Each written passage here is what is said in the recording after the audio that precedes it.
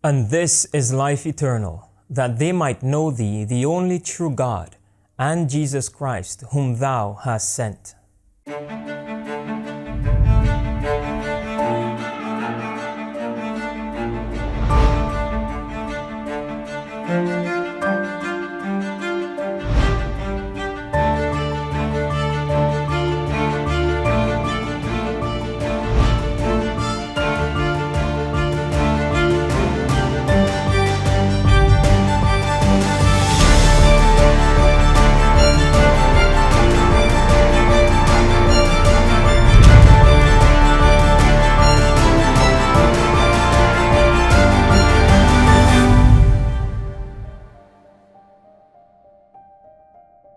We are now here at the entrance to Babylon itself here. A reconstruction of the famous Ishtar Gate is behind me here. The blue and the patterns which are so iconic to Babylon. It's a UNESCO World Heritage Site and there is just so much history. 2300 BC, it's one of the most ancient places in the world. This is the Ishtar Gate, and this is the procession street that we're going to see. And these are a few temples and zikr that Babylon used to have. Right now, most of the city is not excavated yet. It's a few meters down the floor.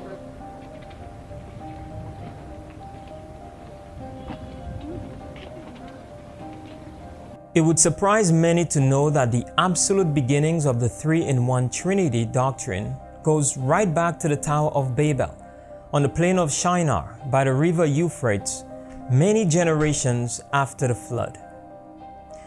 At the time of the construction of Babylon at the Tower of Babel, mankind had multiplied and spoken one language. Cush, who was the son of Ham and grandson of Noah, helped to plan with his son Nimrod a way to rule the world through a wicked counterfeit religion. Nimrod was the originator of sun worship and the founder of Babylon.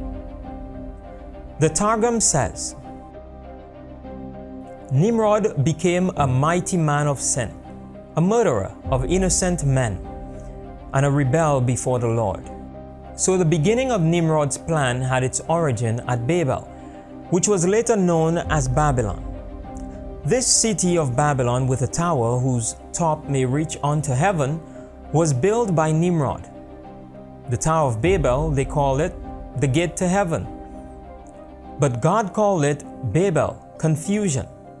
And there God confused the language of the people, which forced them to scatter. These people wanted one government to rule the world and one religion to sway the hearts of man. This was Satan's attempt to defy God and his authority. But God came down and stopped this rebellion in defiance of his command for mankind to replenish the earth by confusing their language. So they stopped building and were scattered to different parts of the world. Nimrod and his wife Semiramis were the first deified king and queen of earth. Nimrod's and Semiramis' followers plunged so deeply into the occult that they even sacrificed babies to Satan in their worship of him. This became a common practice until Shem, who was one of Noah's 3 sons and the great uncle of Nimrod, in his anger and wrath killed Nimrod and cut him up into small pieces as an example to others to not commit such abominable sins. Now, Alexander Hislop, in his book, The Two Babylons, said, the Tower of Babel was actually the worship of Satan in the form of fire, the sun and the serpent. However, Satan worship could not be done openly because of the many who still believed in the true God of Noah.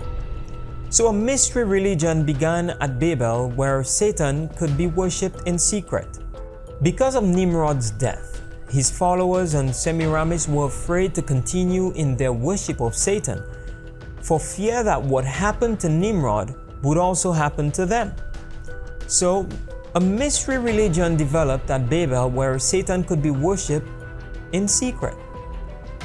The same thing is happening in these last days. Satan is using mysteries and deceptions to deceive people into thinking that they are worshiping the true God when they are actually worshiping Satan.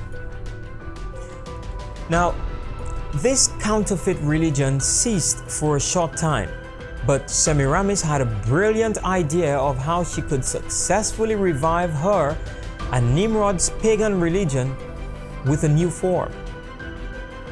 It was not long after the death of her husband that Semiramis became pregnant.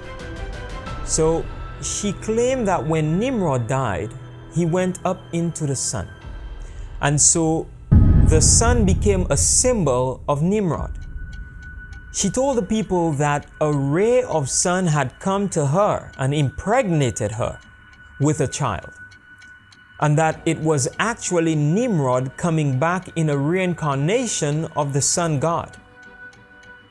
The child was called Tammuz, and these three were worshipped as the personification of the sun god. And this is where we find the first three came into existence. But this mystery religion was nothing more than Satan worship.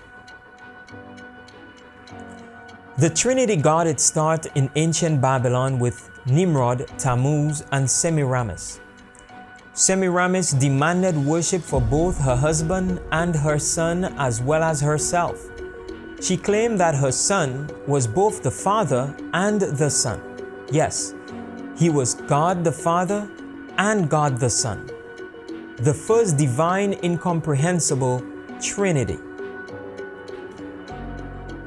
So Semiramis proclaimed that her husband Nimrod was a god, and she, as the wife of Nimrod, was a goddess. She then announced herself to be the Queen of Heaven, and that she should be worshipped as such. She claimed that her spirit was the moon, and that when she died, she would dwell in the moon, even as Nimrod was already in the sun. This system of paganism, while professing to be the true religion, is actually devil worship. It professes and claims to be the truth of God, but in reality, it is Satan's masterpiece and the mystery of iniquity. Semiramis and her priest of Satan were deep into the occult and were masters of lies and deception. Everywhere there were statues or idols of this mother-child cult, Semiramis was soon hailed as the Queen of Heaven, Ashtart. Her symbol became the moon, and her husband Nimrod was called Baal, the sun god, and hence his symbol became the sun. So we find that the Trinity has its origins all the way back in Babylon.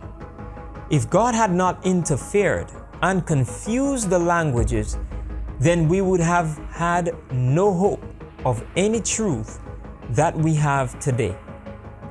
We also find that this worship of three was carried to all different cultures that we have today. But they took on different names since God had confused the languages, as we find in Genesis chapter 11. These few are by no means a comprehensive list, but in all the many cultures and pagan systems of worship, we find the ultimate worship of their gods always ends up in three. The common denominator is that they all started at the very same place. But now that they had different languages, they all had different names. As far back into the ancient world as we can go, we find that all known cultures had a three-in-one triune God. There is a lot more that could be covered on this topic, but what we have is adequate for this study. The parts that have not been examined can be briefly covered by the following summary of the heathen Trinity. There are always three beings in this triune God. One is the Father, one is the Mother, and one is the Son. The Son is also the husband of the Mother. The Son is the Father incarnate. All three have been deified as gods. Often, these three are said to be one God, that is, one in three forms or three in one. The Father is often not mentioned, and instead the Mother and Son are worshipped by themselves. At times, the heathen Trinity is seen as one God playing three roles, or as pictured as three heads. At other times, this one God is seen with three faces on one head. In several branches of heathenism, the third person in this Trinity is regarded as evil and a destroyer. In this last version, the first person is the creator, the second person is the maintainer, and the third person is the destroyer. None of these heathen concepts should ever be found in Christianity. Alexander Hislop summed up the Trinity with the following: all these have existed from ancient times. While overlaid with idolatry, the recognition of a Trinity was universal in all the ancient nations of the world. Remember that the Trinity Doctrine and why it is called such is as follows. The Father is God, Jesus is God, the Holy Spirit is God, and yet there are not three gods, but one God, and that's the Trinity. In other words, 1 + 1 + 1 = 1. This, of course, makes no sense at all and is not found in the Bible. So where did it really come from? The very first three-in-one Trinity was the worship of the three stages of the sun. First, you had a newborn at dawn, mature and full-grown at noon, old and dying at the end of the day. All three, of course, were one divinity, being the sun. And so the main medium through which sun was worshipped in Babylon was the sun. They noticed that the sun had three distinct stages, and this fitted well with their belief as they were already worshipping three.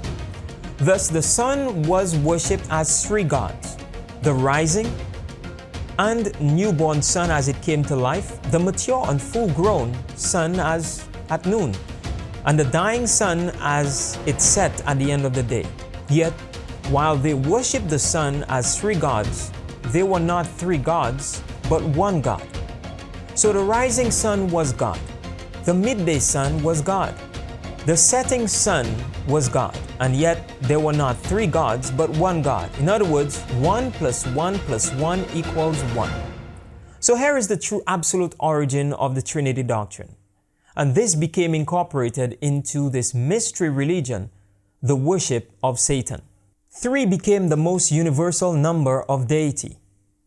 Sun worship is one of the most primitive forms of religion. An early man sometimes distinguished between rising, midday, and setting sun. The Egyptians, for example, divided the sun god into 3 deities: Horus, the rising sun; Ra, or Re, midday sun; and Osiris, the old setting sun. And all of this started in Babylon. So, as each group traveled, it took with them the same concept, except they now had different names. In our next episode, we will continue to explore the true pagan origin of the Trinity when we look at the 3 phases of the sun, the triquetra, the origin of 666, and 1 + 1 + 1 = 1. If you are watching this video, please consider spending as much time as possible to studying the doctrine of God. Get to know the only true God and His Son Jesus Christ so that you can have a real connection with God and His Son. For more information or to join our Bible studies, reach out to us via Telegram at Advent Ministries, or go to truthseeker.church to read well-researched articles on the Godhead. May God richly bless you, and goodbye.